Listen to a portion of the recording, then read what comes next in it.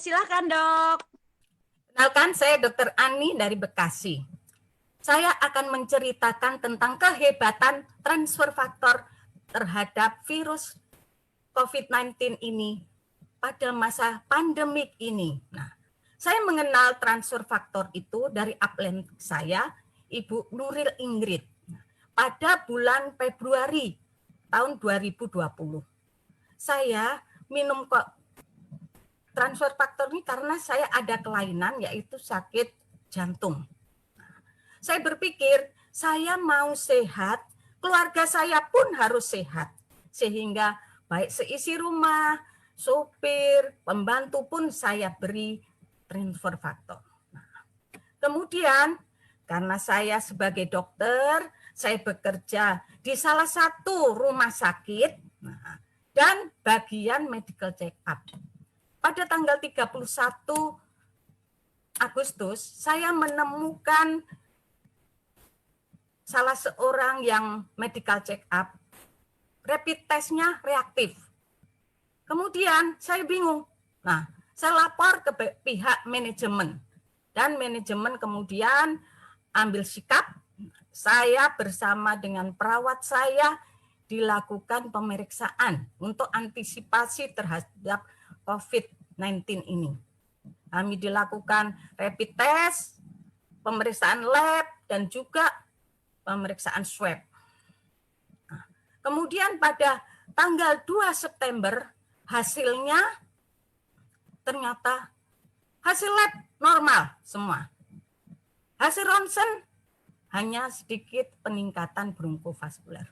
Tapi yang mengagetkan, hasil swab saya positif. Nah, betapa sedihnya. Saya tidak berani pulang. Nah, saya takut kalau keluarga saya ketularan. Bahkan saya hanya menangis. Kenapa ya saya harus menderita COVID ini? Nah, apalagi saya berpikir, wah, kematian sudah diambang pintu. Karena saya pertama komorbid saya, usia saya sudah hampir 58 tahun. Kemudian saya ada sakit jantung. Nah, saya cuma berpikir, Tuhan, apakah ini jalan Tuhan mau mengambil saya? Nah, kemudian saya menangis, saya dibawa ke tenda triase. Karena saya ada sakit jantung, direkam jantung, diperiksa lagi darah dan sebagainya.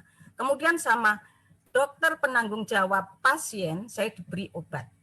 Nah, setelah diberi obat, saya telepon ke suami. Pak, aku kena COVID.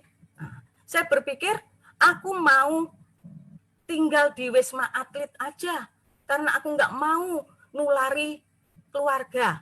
Akhirnya suami saya bilang, Mama cepat pulang. Kami sekeluarga sudah menanti.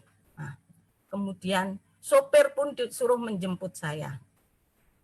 Nah, sambil menunggu obat, maka saya teringat akan upline saya, Ibu Nuril Ingrid.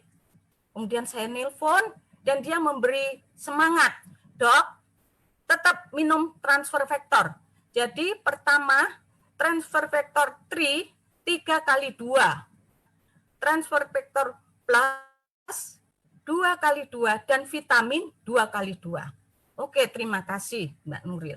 Kemudian saya pun dijemput oleh sopir. Nah, dan saya dibawa pulang. Sampai rumah saya ditempatkan di suatu kamar, yaitu memang pavilion yang ada toilet dan sebagainya. Sehingga kami tidak antisipasi supaya tidak menular. Yang aneh, saya berpikir, saya tuh nggak ada gejala apa-apa sih. Sakit juga enggak, pusing enggak, demam tidak, flu tidak. Nah, terus saya mikir, apa ini salah lab. Nah, tapi saya berpikir, mendingan cepet aja di terapi. Nah, kemudian saya masuk kamar, suami bersama dengan pembantu dan seisi rumah pergi ke rumah sakit untuk melakukan swab. Pada hari berikutnya, hasil dari keluarga kami ada. Udah ada, ternyata hasilnya negatif. Puji Tuhan. Nah, kemudian saya diberi isolasi mandiri selama 10 hari karena saya COVID asimptomatik ya. Karena persyaratan COVID asimptomatik adalah 10 hari. Kemudian pada tanggal 9 kami dilakukan swab.